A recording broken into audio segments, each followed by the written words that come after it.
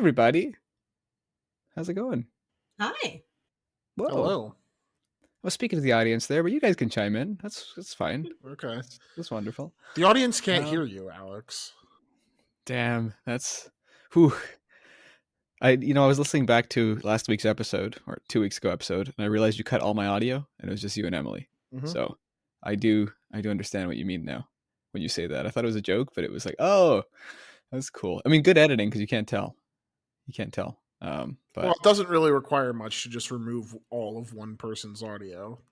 I just don't import it. I wanted to give you credit, but you're right. It was yeah. It's probably the easiest thing you can do. Actually, it took work off of it made it easier to That's edit true. it. Well, you do have to do the whole thing where you do have to cut the silence between you two. You have to you cut it so it's like a second between you guys. But other than that, wow, that's exciting. And hi, we're exciting because this is episode 37 of Crying in the Book Club. No, it's episode 38.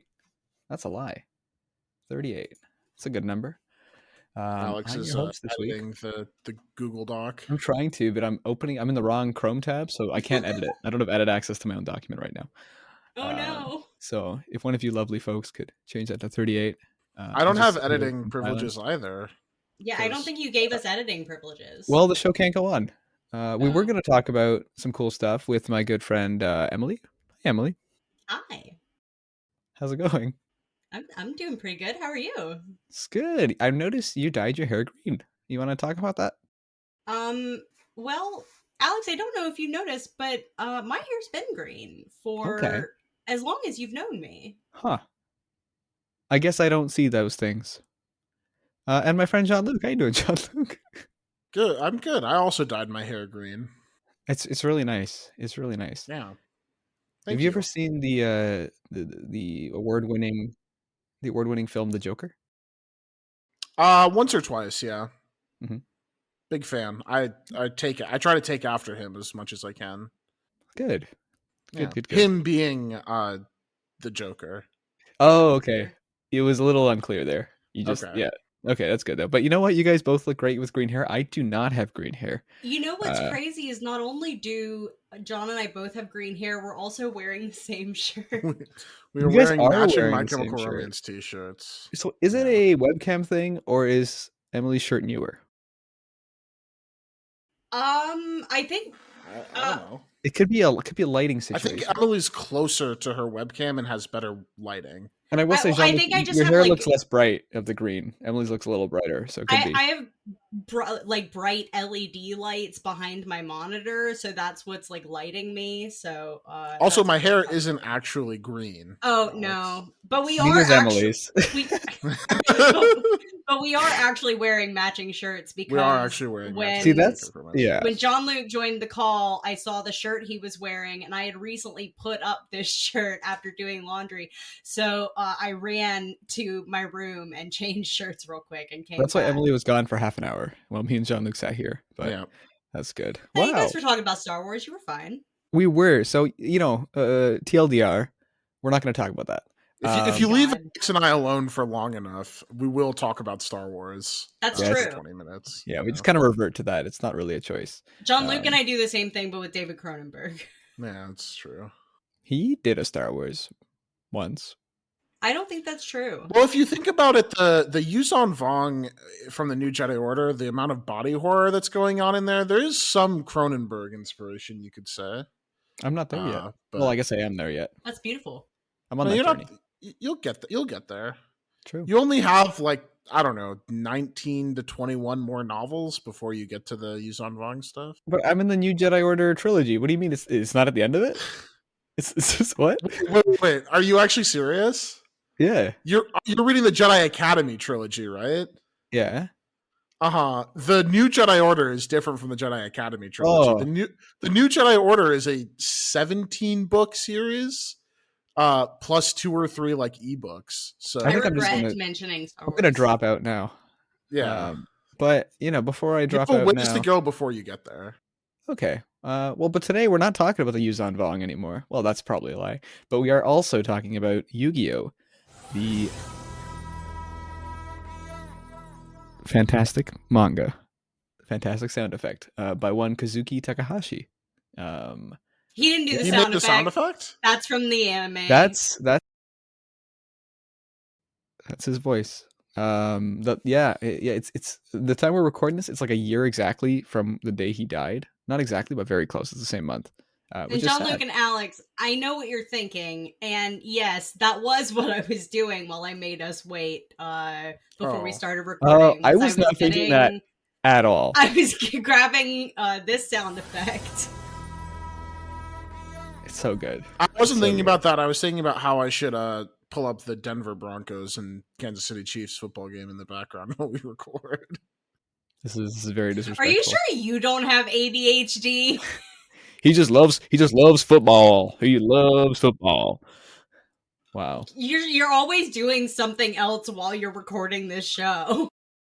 I'm always doing 3 things while I'm doing anything, so... Exactly. Are you sure you don't have ADHD? I don't know. I don't have a therapist to tell me stuff like that, so... Oh, then you don't. You don't have ADHD. You don't have to see a therapist for that. You just get referred by a doctor to a person who gives you a test. You can also Google, do I have ADHD? And if you match one of the symptoms, you have ADHD. I'm sure there's an online test that will be 100% accurate.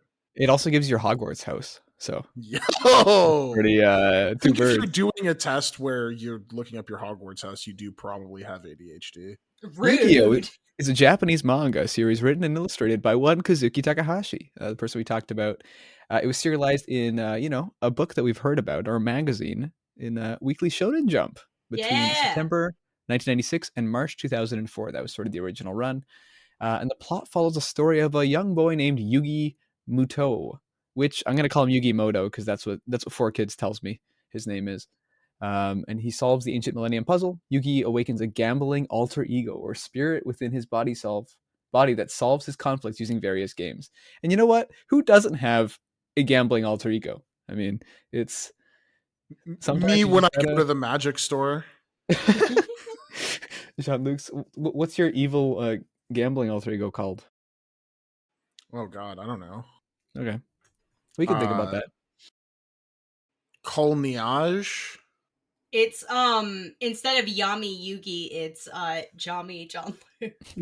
Jami Jean-Luc. I like that. I don't like that.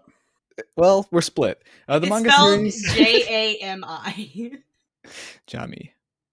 But yeah, it's a popular manga. It spawned a media franchise, include multiple spin-off, a manga, and the anime series who you heard the little transition from. It's actually like the end of the theme song. Mm-hmm. Yeah, Yu-Gi-Oh! But I think also when it was on TV, like when it would come back from a commercial break, they do that too. They'd be like, and now back to Yu-Gi-Oh! The other memorable moment from that theme song is... It's time to... There's so many ones there too. Oh, it's great. That's all I've got. I'm sorry. It's a great theme song. But yeah, it is. It fucking whips ass. And 40 million people agreed. Well, not really about the theme song because the manga sold 40 million copies so far, which is kind of a lot. And we read Yu-Gi-Oh's the first 2 volumes. I think Emily's read the most of this of any of us. And I'm barely I think I read 1 or 2 chapters more than you guys. It's just funny because you were like, "Oh, I didn't read as much as you guys. Sorry, I didn't read what we were supposed to." And it's like, because I thought we were supposed to read more. You read more. But yeah, I'll give a brief little plot summary, somewhat brief, somewhat not brief. But Yugi Moto, he's a classic kid who's bullied in high school by a person named Honda and a person named Katsuya, who are 2 of his classmates. He's protected and comforted by his friend Anzu Mizaki, and Yugi shows her his secret puzzle, which is weird phrasing, that he's been unable to solve for 8 years. He's got this cool puzzle, which for those video subscribers, little puzzle, took him 8 years. The puzzle I have in my hand, it's been 2 months, so I got time to finish that one off. But yeah, unbeknownst to Yugi, Katsuya steals a piece of the puzzle before he also gets beat up by another bully named Yushio, who is protecting Yugi because he's like, you're a loser. I got to protect you. But he's also extorting him because he's like, that'll be 200,000 yen. So please give me the money for beating him up. But Yugi ends up standing up for Katsuya and Honda, and Katsuya becomes friends with Yugi and returns the missing piece of his puzzle. And with that missing piece returned, Yugi completes his puzzle and unlocks a dark and mystical persona with a penchant for games of chance. In the anime, is named Yami Yugi. in the manga, he's just like Dark Yugi, and he's cool and he's confident. And this persona confronts Ushio late at night and challenges him to a game of chance involving 400,000 yen, a knife, and a handkerchief.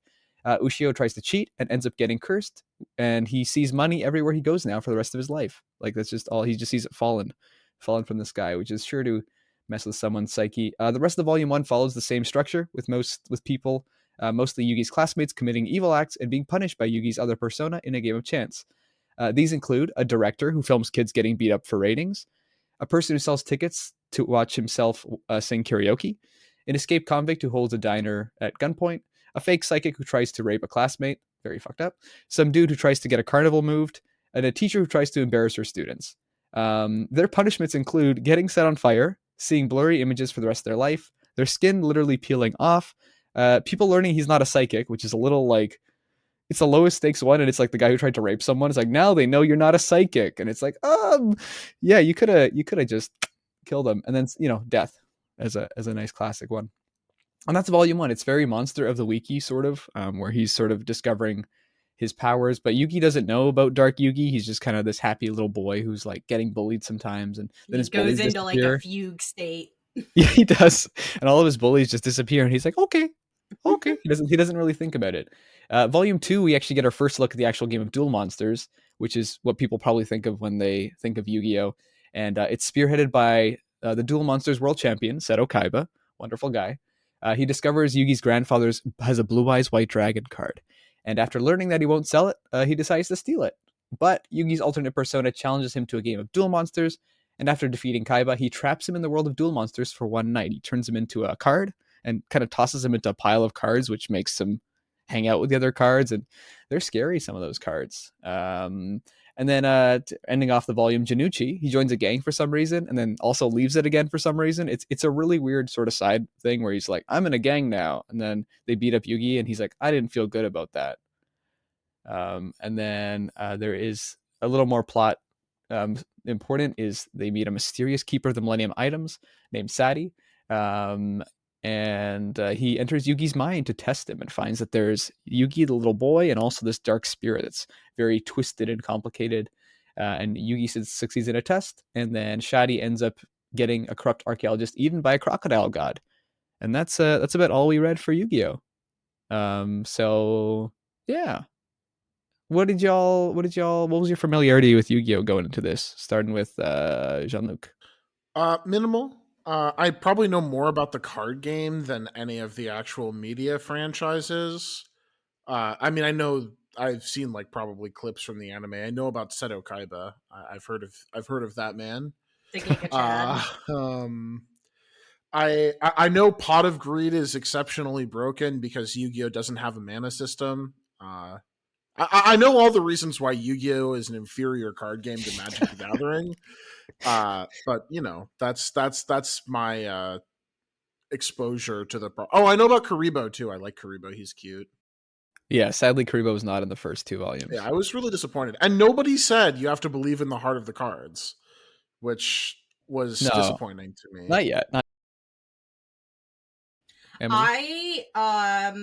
I am sort of the opposite in familiarity with Jean-Luc in that I am like pretty familiar with the anime. I mean, mostly the Dark Kingdom arc, which this would be considered a part of.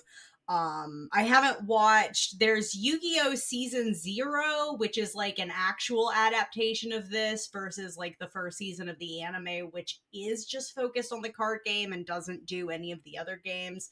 I haven't watched Yu-Gi-Oh! Season 0, but I really want to. But I have seen a lot of Duel Monsters, and I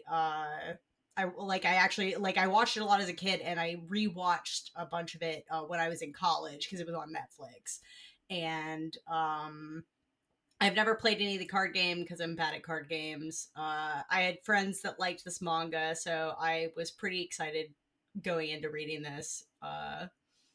But nice. Yeah, I like Yu-Gi-Oh! A lot. Heck yeah. I'm also a Yu-Gi-Oh! Head. I remember buying my Yu-Gi Moto starter deck in like 1996. What's your history with Yu-Gi-Oh?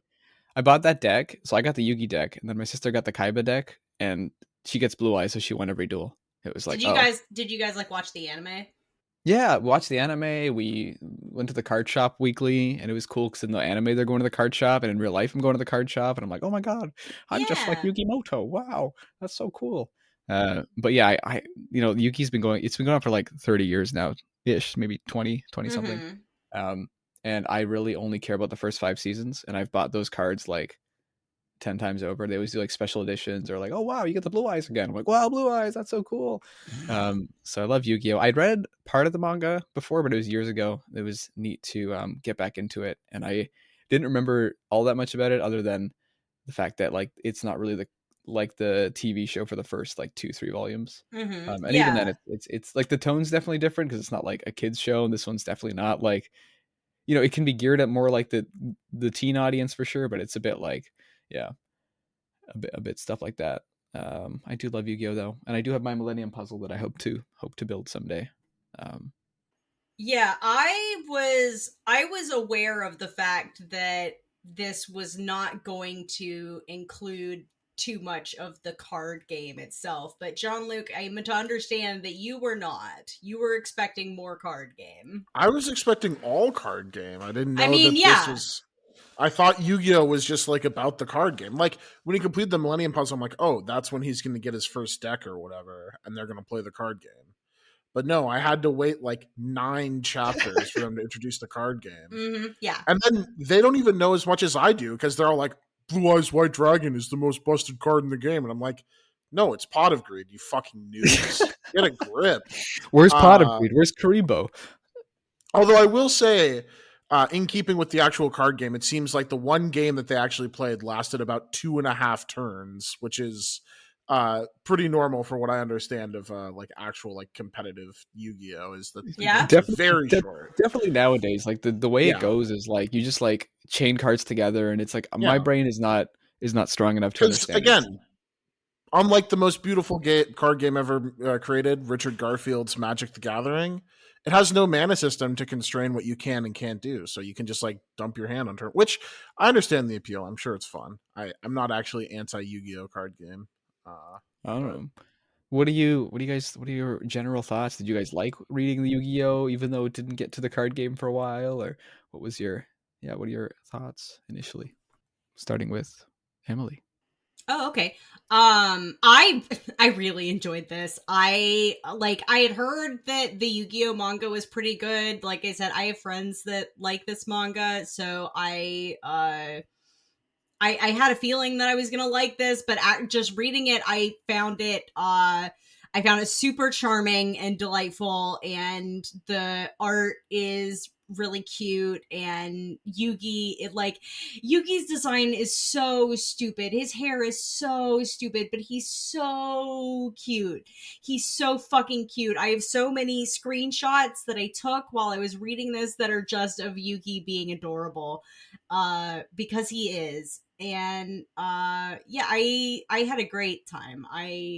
I would be, when I thought that I was supposed to read more of this, I was like legitimately bummed that I wasn't going to get to read all of it. Or I mean, like, I might keep going because I did enjoy this a lot. I hear after about volume 7 is when it starts to get like really focused on the card game. So like maybe I won't like read the whole thing, but I had a great time. I really enjoyed this. Nice.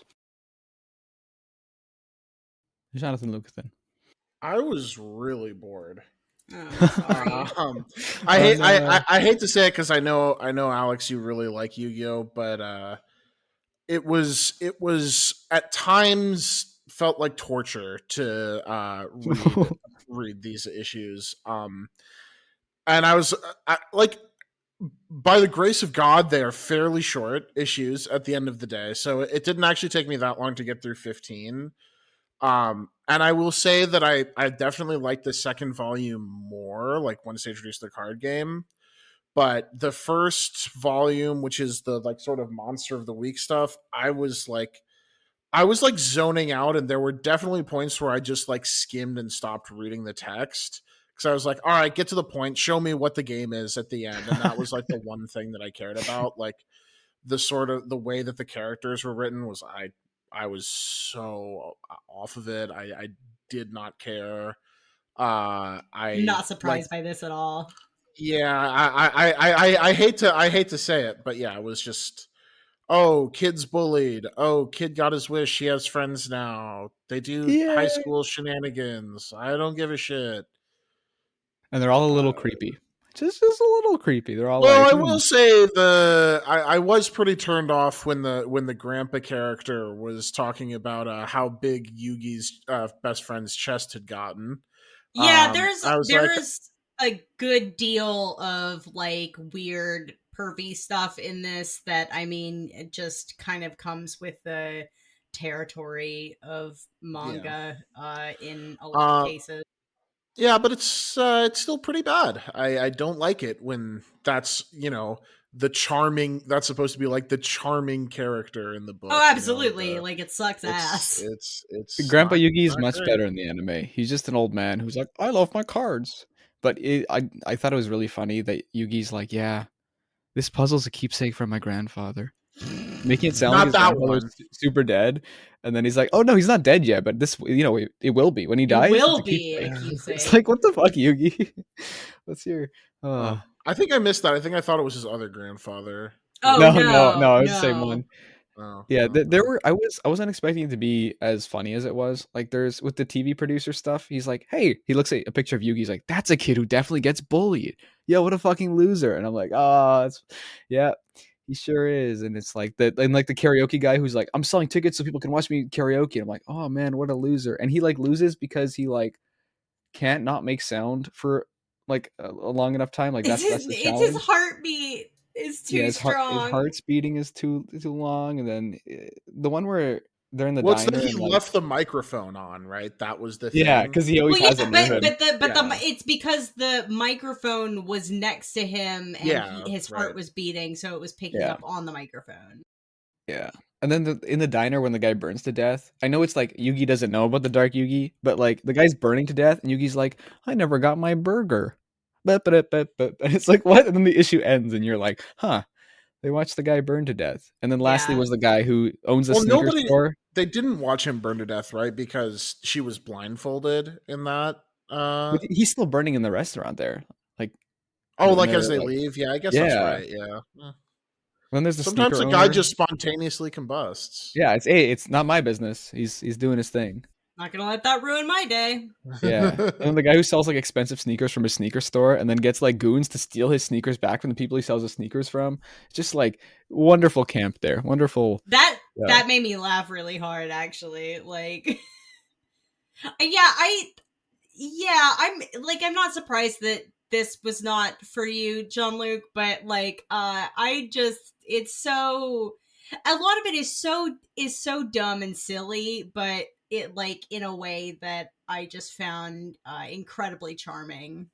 What did you guys think of like the very little the first two volumes are actually about duel monsters? Like Jean-Luc said, the duel monsters we get is like 2 turns and then the guy gets turned into a card and it's like, oh, I thought this was what it's all about. Yeah. What's your question? My question is, what do you think about like the choice or like the direction for not to be about the card game at the beginning and it to be like, I am this evil spirit who's gonna, well, not evil, just like it's more like a karma spirit in many ways. The games themselves, a lot of them, it's like, how is this a game? Or like they're just kind of goofy. But I enjoyed that. And I thought the like variety of them was I thought that was kind of more fun than the card game. We just didn't see enough of the card game, I think, for me to like really compare the two. Like the games, like I guess like the manga predates the card game, right? Or is it the other way around? Okay. Yeah.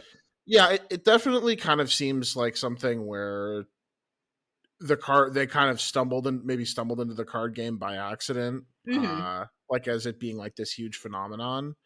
I was mostly just surprised. I was just like when are we getting to the cards? Because the games were like, it was fun to see them play out, but I felt like they were supposed to be these sort of like ironic ways of like defeating the enemies. But I never felt like any of the bad guys were like set up well enough for the irony to really work. Like that whole bit where, like, to go to the karaoke one, like that whole bit where Yugi's like, you lost because, you know, you couldn't get the microphone away from yourself because you always had the microphone on, because I guess the thing is like he cares about hearing his own voice too much or whatever. I'm like, it's a bit of a stretch, that one. I didn't really get that from the rest of the from the rest of it. So I like that part of it. I was just kind of confused as to like what was going on, which is definitely an issue with like what I expected the story to be versus what it actually is. I was just sure. I did feel a little lost, if I'm being honest. That's fair.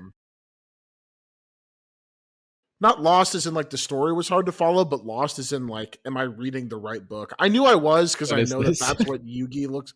I know what Yugi the character looks like, so I knew I was reading the right book. But I was like, is this like some spin-off thing? Is this like the high school AU?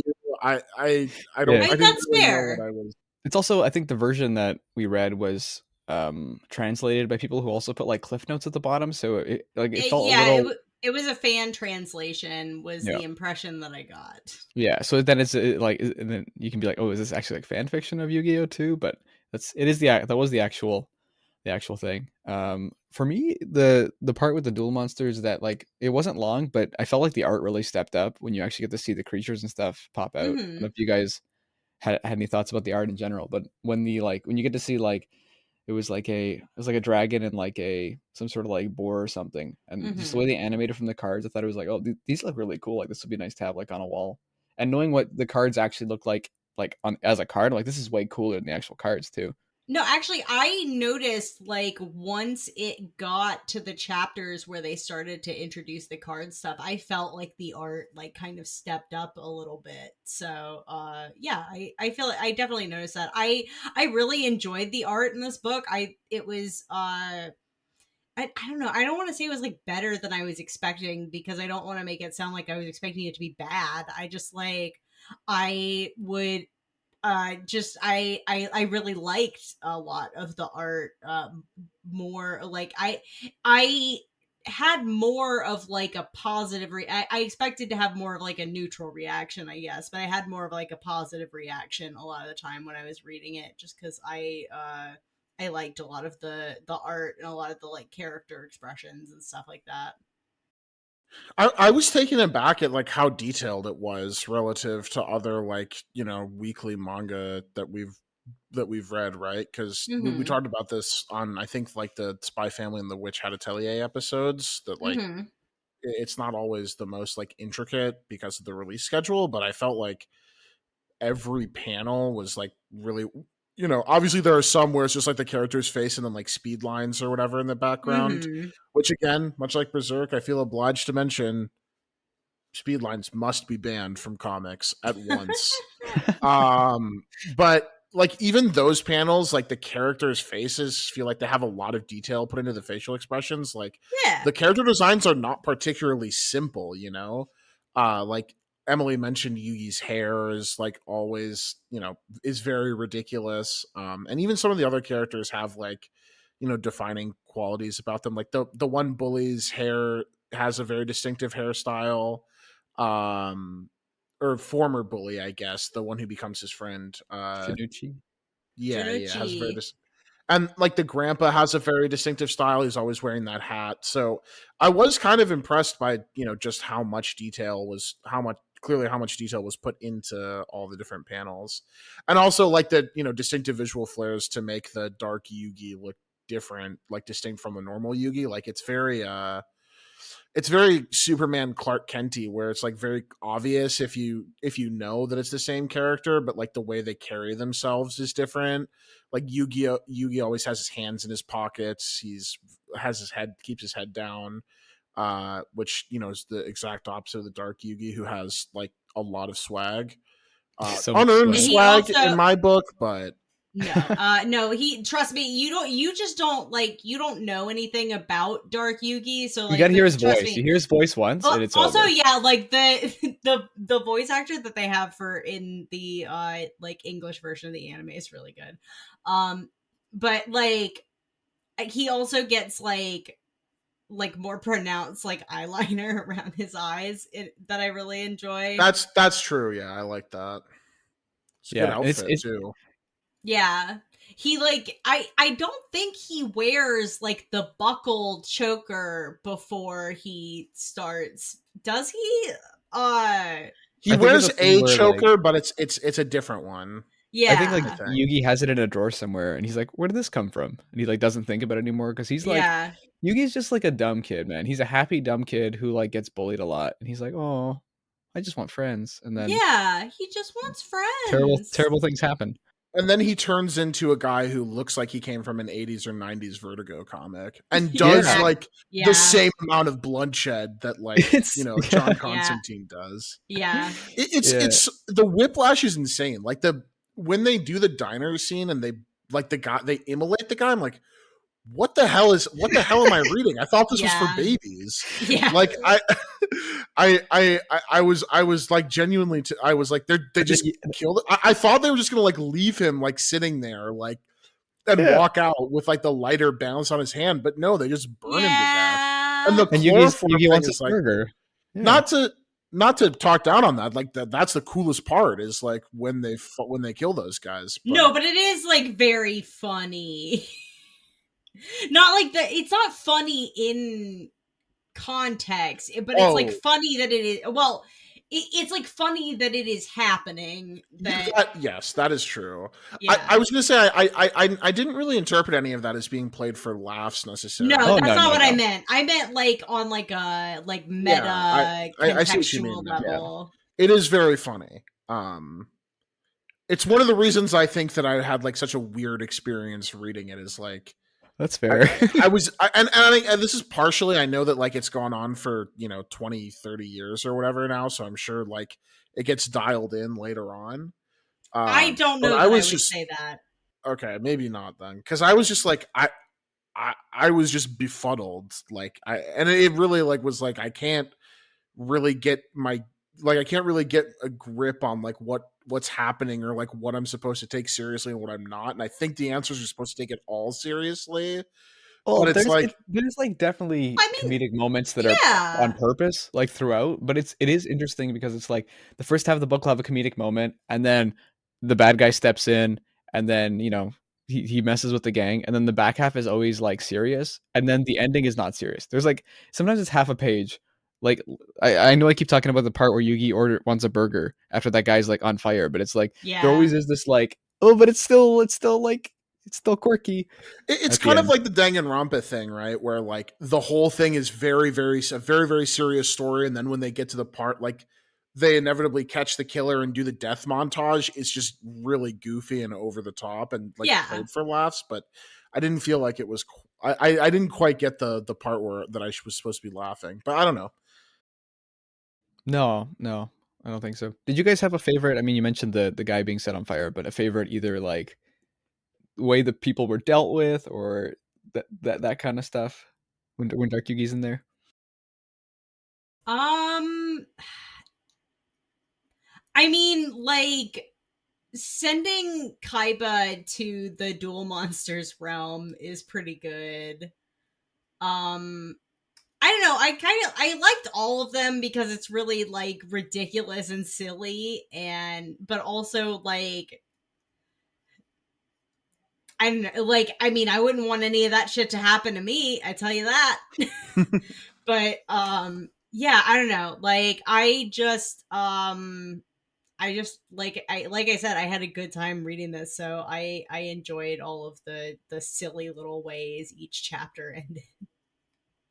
I did like the TV producer one with the guy who's basically trying to shoot a snuff film. A bullying snuff film. Yeah, the line at the end where he's like, maybe I should kill the kids next time. Yeah, exactly. That's what I'm saying. Like, what? My man is trying to film death and put it on like a Channel 5. I don't know. Like, But I did enjoy that one. I didn't quite get the point that they were trying to get across with like he sees the world as if it's like Japanese porn where they censor the genitalia. I'm like, I'm not really sure what the connection there is to what he's doing. Like, but I also get annoyed when I watch Japanese porn and you can't see the genitalia. So I don't know. Like, I guess that does sound like it would be a punishment. No, he sees everything blurry, not just Japanese porn. No, I get that at the end he sees everything, that everything is blurry. Yeah. But the connection that they're making is that it's like the note that like editors note is that like this is the term that they use for like when they blur things out in Japanese porn. I'm like, I didn't know. But it's also like it's like that, in like Yugi's thing, because they show him getting beat up and he's like, this is going to show on TV, but don't worry, your face will be blurred out. Right. So there's a little bit of like, oh yeah, okay, I see. But it's still like, I don't know. Yeah. Some of the connections are a little tenuous. It's fine. And I'm not sure if the show or if the manga continues with like this part of stuff, but I kind of like just seeing where they go with like, oh, like what's next? What are they going to get when it goes into the card stuff? The other thing is, you mentioned the Kaiba one, Emily, and Kaiba's like, sure, he steals the cards and is kind of a dick, but in the anime, he's much more like of a dick. Like he like puts Yugi's grandpa in the hospital, calls him a decrepit old man, steals his like cards, and like does all this stuff. And I feel like if anything, Yugi radicalized him by making him spend a night in the card graveyard. Like that's, I don't know, because I know he's going to be in the show later on, and I know he's not going to be a good guy. So it's like, well done. Yeah, they definitely I don't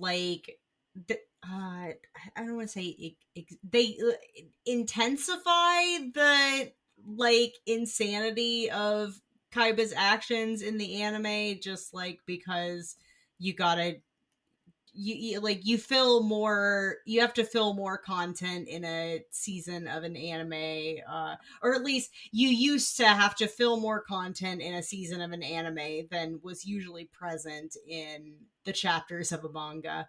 So like you got to raise the stakes to draw things out and make things more crazy.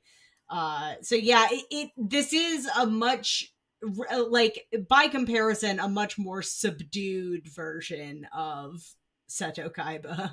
Yeah, which is funny because everything happening around him is way more not subdued. Like it's like, you know. Yeah, actually, like what happens with Kaiba is kind of like one of the most normal things that occurs as far as all these little games go. Yeah, and the other thing is like in the actual like in the manga going forward, there's like, you know, people die in duels. Like it's if you know, it's like if you lose this duel, you lose your soul, you're dead. But in the anime, they're like, we've created the Shadow Realm, which is like a dimension where like you're just there for a while. You can get out, but someone has to like get you out. So like the Shadow Realm was only in the 4Kids dub, right? Like they die in the like original, like the Japanese version of the anime. It's the power of voiceover. It's like it's wonderful. Wonderful. Did you guys have any favorite character in this thing? I don't know. For me, it's probably a good old regular Yugi because, like Emily said, he's a cute guy. But in terms of the other characters, I'm not like I like it a lot, but I'm like, oh, I don't know if I like any of the other characters all that much. I mean, like, I feel like the only characters that really get much development in what we read are Yugi and Jonochi, and so, like, I liked them. And Grandpa, he's a creep. Yeah, no, not Grandpa. And I don't know about you guys, but, like, Yugi and Jonochi were a little fruity. In the first issue, they have this moment where it's like, we are now friends, but it's like a very like. They keep having moments where like Yugi will say something and Jonochi will react a certain way, and Yugi will be like, "Did I say the wrong thing?" Or like, you know, like they're like. I don't know, like they're when Jonochi is in the gang, Yugi's like, we're gonna figure out what the problem is because Jonochi wouldn't do this to us, and I don't know, like it felt like they are very good friends. They're very good friends. They're very good friends. Very good friends. I like Honda because he's just kind of there. He's a bully, and then he goes away for like 6 chapters. Then he comes back, and he's like, "I guess I'll be your friend." I don't know. Yeah, I don't. All I remember, I mean, like all I remember about him is in the anime he has like a thing with Jonochi's sister. Oh yeah, like who's blind and in the hospital. Yeah. Yep. Good old Tristan. He also his voice is also different for the first few episodes, and then they get a new voice actor in there. Yeah, I forgot about that, but you're right. Very fun. Yeah, I feel like it's taking like a great test of will and strength for Alex and I to not use their English localization names for everyone. Joey Wheeler, he's from Brooklyn. Yeah. See, Jean-Luc, you might be aware, but like Jonochi in the anime, his name is Joey Wheeler. Joey Wheeler. His English voice actor does like a bad Brooklyn accent. Hey Yugi, let's go do some monsters, yeah? Hey Yug. A lot of Yug. Yeah. Isn't that more Boston than Brooklyn? That's how. Hey, you got me. I could be doing the wrong one. Yeah, it's probably Boston, and he said, and Alex said Brooklyn, so I just went with that. But yeah, and it's there was like a trend in the early 2000s of like trying to, when doing English dubs for anime, like especially for kids, they would like sometimes give characters accents to like try to, you know, like differentiate them based on sound. You got like Joey in Yu-Gi-Oh! Molly from the original Sailor Moon also had like a Boston accent or something. It was an interesting time for localizing anime. And say what you will about the Yu-Gi-Oh show, they have some great voice actors and like ways they go with it. Like there's a character you'll meet called Weevil Underwood, and he talks like this. It's better, but it's more like he's a bug guy, and he's like, so good. My little bugs. And that's it. That's him for like, and he gets like 3 episodes in a row where he's just like, My moth. I think he comes back at some point. Oh, but, he doesn't leave the show for the first 5 seasons. Like he ends up joining a cult at the end and like selling his soul, and yeah. And then there's a guy who likes dinosaurs. It's cool. It's neat. Yeah. Do you guys I'm not, you know, in terms of card games having like spin-off TV shows and expanded lore, what is your experience with that, and what do you guys think of that? Because Yu-Gi-Oh for me is the one that like I go to, but I'm sure it's not a one-off thing, especially with how successful Yu-Gi-Oh is. I don't play card games. I only just recently learned that Magic the Gathering has story. I don't know. Didn't your wife play Magic for like 10 years? Yeah, that doesn't mean that I know things. Okay, fair enough. It's a second-rate card game for second-rate viewers anyway. It's fine. Yeah. It's fine. But yeah, like I had no idea that Magic the Gathering had like I guess I assumed for Magic the Gathering, I assumed that there was lore. I assumed it was, or I knew that there was lore. I assumed that it was more like, you know, you got the story through like the flavor text and stuff and like the background. I didn't know you were like playing through a story when you're playing the card game. That's you don't really play a story when you play the card game. Well, okay, like I'm not explaining it well, but like there is a story that progresses through every set. Yeah, like there is like a story. There is a storyline that's happening. Yeah. I'm not explaining it, but that is the thing that I didn't know about. I knew there was lore. I just didn't know the way with which it intersects. Yeah, I mean it's pretty important. Yeah, they just finished up like a 3-year arc of about defeating the Phyrexians for the 3rd time. For real this time, guys. Phyrexians. We got them for real. I've read a lot of Magic the Gathering novels in my life.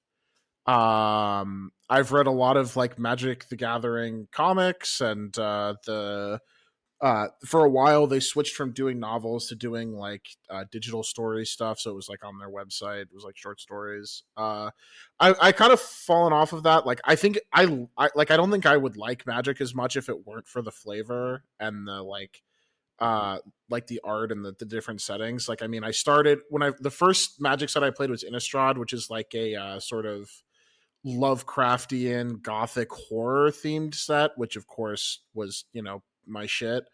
And there's like, so like that is super important to me, and for super important to my like enjoyment of Magic. And I like it when games have that kind of lore. I mean, I played Pokemon for a long time, but I came to Pokemon from the anime when I was a kid. So no, I enjoy like that element of and that was one of the things I enjoyed about Magic at the beginning, was that there were a ton of cards that, like, you know, you would look at the picture and read the name and read the like and know what the card did and read the flavor text, and it would hint at like this much larger world and story that was going on. And like that was one of the things that was really cool to me when I first started playing Magic. So yeah, I think it's cool when card games have that lore.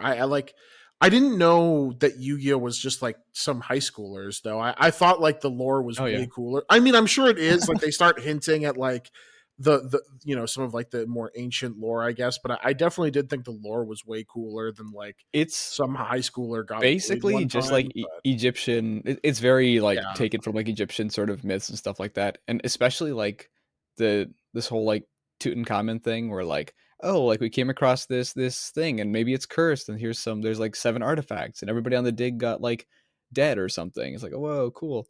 And it does get its own mythology, but that is really where it sort of starts. And you find out that that Dark Yugi is like the spirit of like a pharaoh or some shit. Yeah, I don't remember all, and like there, and I'm remembering this based on the anime, so I don't know to what degree this is true for the manga, but it like I think Kaiba is also the descendant of like a guy that the pharaoh was like enemies with or something. Yeah, it's like thousands of years ago, the Egyptians, yada yada. So Kaiba was like this sorcerer, and Yugi was this pharaoh, and they had this clash, and it's sort of like a prophecy, like we're back again, kind of like Hawkman, Hawkgirl, and whatever the other guy is. Was it also like an enemies to lovers kind of thing, like the Hawkman, Hawkgirl thing, or they're cowards? In the fan fiction that I'm reading, yes, yes, which we'll talk about in 2 weeks.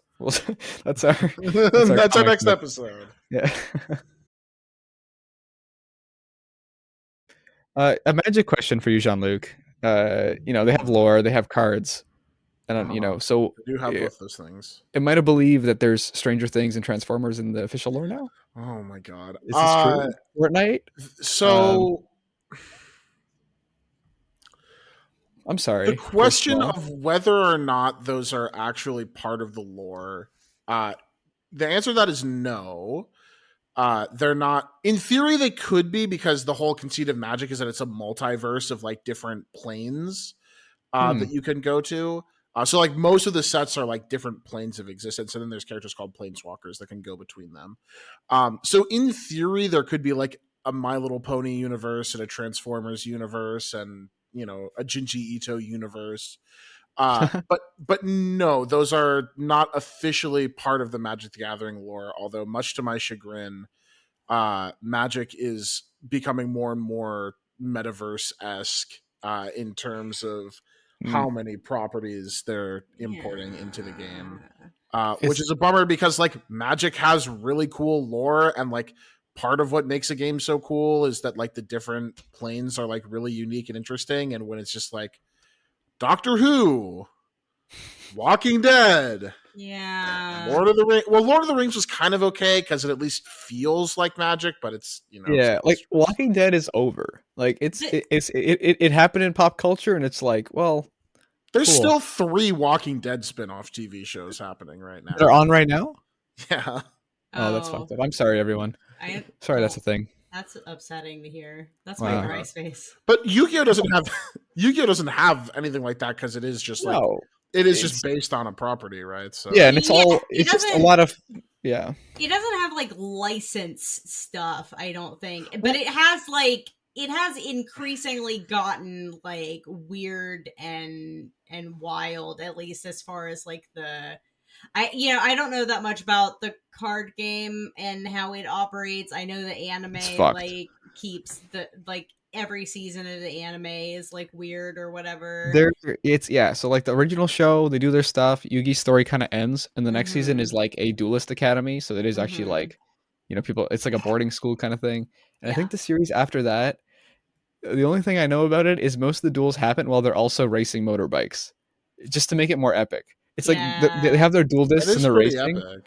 And it's just it's complete that, and then the hair gets more pointy, and then they sometimes bring back Yugi and Kaiba for stuff, and the hairstyles get increasingly ridiculous as Yu-Gi-Oh goes on. It's good stuff. Yeah, it's pretty great. We're approaching time for getting near the end, but which Yu-Gi-Oh character do you think cries the most?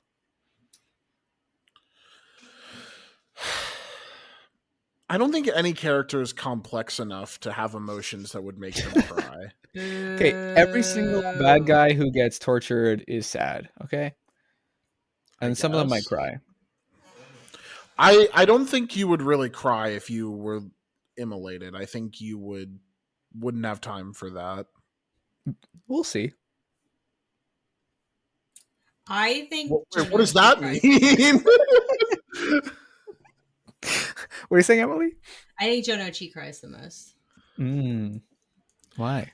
They like kind of hint at some backstory with him that would make him cry. Yeah, his dad sucks a little. Yeah, a lot. He has like a shitty, abusive dad. He joined a gang randomly for no reason. He seems like the type of guy who's very committed to seeming like the type of person that does not cry, which means that he cries a lot. He is overcompensating. True. In the anime, he definitely is the one that cries the most. He has the moments. So there is another series that I am trying to think of that is I found it. Okay. There's a Yu-Gi-Oh knockoff series called Card Fight. Mm-hmm. And I just like I want you guys to see the hairstyle on the main character of Card Fight. So I'm going to send a picture to our group chat. John-Luc will describe it.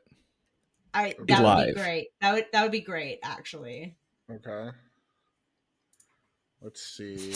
I'm opening Discord. All right. I'm opening this image. I'm going to open this image and zoom in on it. Uh-huh. So there's 4 guys. I don't care about the 3 guys in the back. I need to know about the guy in the front. Yeah, so he's a very serious looking man with big green eyes, and he's holding a card. And he has, God, how would you describe this? So his hair is red. It's very big and very pointy, but it's not like spiked up. Some of it is, well, actually none of it is really spiked up. It's kind of droopy. Droopy but firm. The more you look at it, the more it's like, it is more fur-esque than like the hair that would be on your head. Yeah. And then it's the front of his giving head, a little bit of Robert Plant. Sure. Yeah, actually I can kind of see that. Like the anime Robert Plant, obviously. Yeah. The front of it is like a pink swirl, which I can't tell if it's like a headpiece or part of his hair. I am almost 100% certain that is part of his hair. It looks like a J, the letter J, sort of.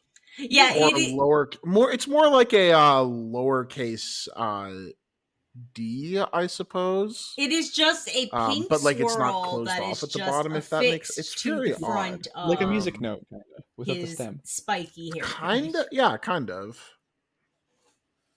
Oh, no. He looks very serious. He does. Is this supposed to be the Yugi stand-in? Because Yugi is very meek. Hello. I'm back. Yeah. Nice.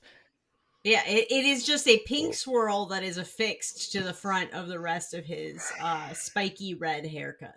And he's clearly the main character because the other ones just have one tone of hair. Mm-hmm, yeah, that's why I don't care about describing them. I do like that guy's mullet though. He's got like super tall spiky hair and then a mullet that's just as spiky at the back. This is really Sonic the Hedgehog-y and like, but human. Yeah, which is neat. It's horrible to behold, but anyway, I just needed you guys. The two in the middle are giving Jesse and James if they were straight. Yeah. That's pretty funny. Exactly. Cool. Well, I think that's all about it for Yu-Gi-Oh! Unless you guys have any closing thoughts on it, on the experience you just had. You didn't ask if I was gonna read any more Yu-Gi-Oh. I think I might actually. Like, are you gonna read more Yu-Gi-Oh? Genuinely, I was really enjoying this, so I might at least just read until I feel like it falls off, because I hear that it kind of. I mean, not that it like falls off. Falls off. Shut up. Volume 2, Jean-Luc. But I enjoyed reading this a lot, so nice. I would read, like another couple of volumes at least. I think I'll join you just because I'm very curious to see how they deal with the actual like card game, because that is like the whole anime. Mm-hmm. It's like they're playing cards, they walk, they play cards, they walk, they play cards. Where are they walking to? The next card game. Oh, season 1 is like Duelist Kingdoms. So they're literally on an island with other duelists, and as they walk, they're like it's kind of in Pokemon where like it's kind of like Pokemon, yeah. It's kind of like they meet your eyes and there's a duel going on. But it's Pokemon doesn't adapt that part to the anime. No, they really don't. No, which is why the anime is not up to the standards. It would be cool if people just jumped out of the boat. Yeah, I actually, now that you mention it, I wanna read long enough into the manga to get to Mr. Maximilian Pegasus. He is a delight. Yes. I actually that sounds like a plan. I might keep reading, see if I can get to the man, the myth, the legend. Maximilian Pegasus. I think he's honestly in the next like volume, because he does this sort of VHS game with Yugi where he, spoilers for those at home, steals his grandpa's soul. Mm-hmm. Yeah. Yep. Or kills him. I'm not sure if that. I'll have to read it. Yeah, we'll have to read it. Thing. I think it is still his soul, because Yugi needs a reason to like go to him and be like, give it back, or it could be a revenge of like, you killed my grandfather. But anyway, Maximilian Pegasus is delightful, and do you hear that? You hear that little tune? It kind of sounds like the Yu-Gi-Oh outro or intro, but it's not. It's like slightly different. I was hearing the Whopper, triple Whopper, double Whopper, bacon, the Burger King commercial. The second episode in a row, I think, where Jean-Luc has done a song. And it's definitely a top 2. Yeah. That's the Doomsday Clock. Wow. That Burger King ad is kind of like the Doomsday Clock in terms of what it makes me feel inside. We can get the sponsorship and rename the Doomsday Clock. I mean, we'd have to stop taking Jeff Johns and Gary Frank's money, but that's fine by me. Burger King's pockets might be a little deeper. No way. Jeff Johns has that DC. If you're a Burger King executive, listen to this podcast and you want to sponsor us, I will retract everything I've previously said about how much I hate the Impossible Whopper. I like the Impossible Whopper, so. And I've never had it, which makes us the perfect people to sponsor. You get all your demographics. Yeah. Because, you know what? Jean-Luc's, like, in the middle of the U.S. somewhere, and he's hungry, and there's nothing else around. I'm not in the middle of the U.S. This is a theoretical scenario, right? And he's being chased, and he's hungry. And he sees the Impossible Whopper, and he says, I gotta eat it. And then it bestows upon him the power to, turn the tables on his would-be assailant. I have a lot of would-be assailants out there. It's true. Or as I like to call them, friends not yet made. What did everyone cry about this week? Starting with Emily. I was really trying to figure out what my cry space was going to be today. And then a promo clip for season 2 of Interview with the Vampire on AMC dropped today, and I did. This is not exaggeration. This is not a bit. I was so overwhelmed with emotion seeing Jacob Anderson's face again that I did actually tear up in real life. So I did cry watching the Interview with the Vampire season 2 clip because I'm going to literally lose my fucking mind when season 2 starts airing next year. Damn. So you'd already this is a clip you'd already seen before, to be no. clear. This was this was a new clip that I think aired at some sort of like Comic-Con or something that happened this past weekend and made its way onto the internet. Heck yeah. Coming soon. I mean, it's like coming soon. It like probably like a full year from now, honestly. But coming soon. That's good. That's good. Yay. Jonathan Lucasen. I have been playing. I've gotten back to playing Armored Core 6. My cry-space is not that I'm playing Armored Core 6 because Armored Core 6 is fucking owns. My cry-space is that every time I play Armored Core 6, it makes me want to go to archiveofourown.com and look at the Armored Core tag. And they're not sending their best, is what I have to say. Unfortunate. For all the posts I see online, well, many of them are authored by me and then swiftly put in the drafts folder.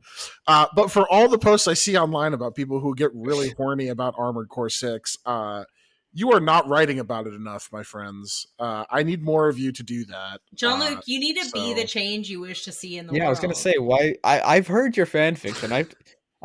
I know how good it is. I know the quality of it's really dog Captain shit. Kennedy. So I need somebody with a modicum of writing ability to write an Armored Core 6 fan fiction. Chad sends you his writing samples. You need to send him the fan fiction. He'll edit it for you. I need to read the short story I told him I was going to read. See? Now when Chad listens to this episode, which he definitely does, he's gonna know. Yeah. It's wonderful. But that's my cry space. I'm really sad about that. I need more Armored Core 6 fan fiction. Nice. I need to know what G1 Michigan and V2 Snail are getting up to in between the events of the video game. You know what? I'm very happy for you, or not. I'm not sure. No, yeah. Well, I mean, there needs to be better ones. Then I'll be happy for you. Yeah, exactly. Yeah. And that shit where it's like the mech pilots fucking. I want the mechs to fuck, to be clear. I don't care about the pilots inside of the mech. We'll unpack this after the this show. actually is a really important clarification because I did think this whole time you were talking about the pilots. Is there any world... You don't ever see the pilots. I mean, I don't know anything about Armored Core. In which the pilots and the mechs could, at the same time, have sex? Well, it's kind of like... The mechs are kind of like extensions of the pilots' bodies. So when the mechs fuck, it's kind of like the pilots fucking. So it's related, obviously. Is it a foursome then? Love wins. Or is it well, no, because the mechs themselves, they're not. It's not like an Evangelion situation where the mechs are alive. They're not. So it is still like, you know, one-on-one sex. It's not a foursome. One-on-one.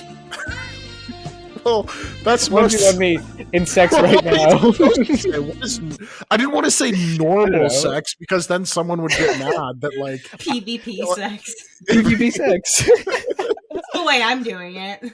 As opposed to what is PvE sex when you just jack off? Or it's a sex toy, yeah. Oh yeah. It's when PvE is bukkake. No, that's still PvP. I think. I don't know. We'll talk about this after too. We have a lot. The debrief today is going to be. We have a lot of topics to cover. Yeah, Indeed. For me, I'm into my new job. It's pretty good so far. That's not my cry space because that's whatever. It's a job. My cry space is I've been getting back into reading the old Star Wars extended universe. Expanded universe, but yeah. Did I say maybe they call it the extended universe in Canada? I don't know. They do. It's a dialect thing. It's a cultural thing. It's but I'm reading the Jedi Academy stuff, which is neat. and in it they talk about Palpatine came back, and then he turned Luke to the dark side, but then Luke fought him off with the power of friendship and stuff. And I'm like, I don't remember seeing any books about that. And Jean-Luc was like, oh no, it's a comic book series. And I was like, oh. Then he's like, and it's dog shit. And I was like, oh. So at Cryspace, I have to read that. Interested. So in 2 weeks, Star Wars Dark Empire.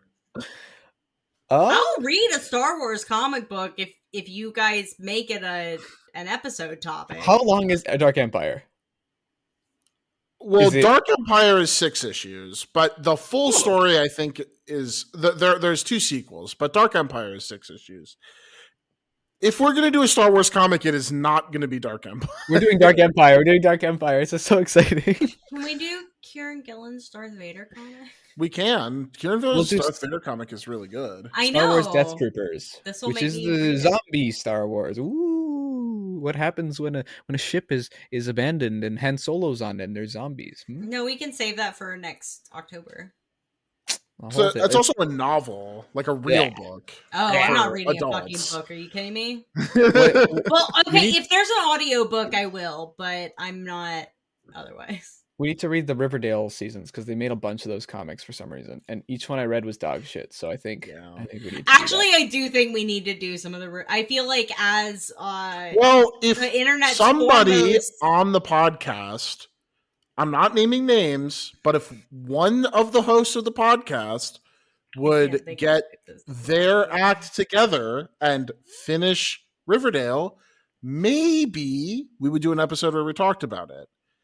But unfortunately, the other 2 hosts who have finished Riverdale and are handsome are very, very handsome and beautiful and lovely. We're being held back by the 3rd member of the podcast, who is also handsome and beautiful. Who's also handsome and beautiful. Yes, this is not saying who that is. Well, yeah, they are. They're sure.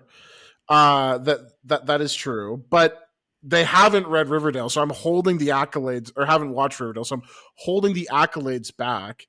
And when they finish watching Riverdale season 7, maybe they can have some accolades on the podcast. But until then, none. Fair enough. None. The other part of my Cryspace is Jean-Luc says he said, "Oh, you should read this thing," and it's 27 books long. So that's great.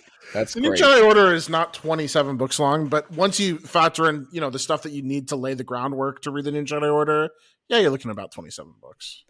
I'm just gonna read the Courtship of Princess Leia and get it over with. Never read Star Wars again.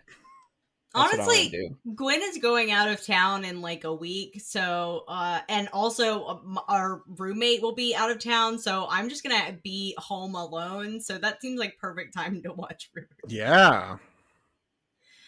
You will want to talk. I wasn't going to name names, but you outed yourself. No, I also am looking forward to finishing Riverdale. It's like what, Spartacus or something. This little. Thank you, Alex. Yeah. All right. Well, we should get the fuck out of here. Yeah, we should.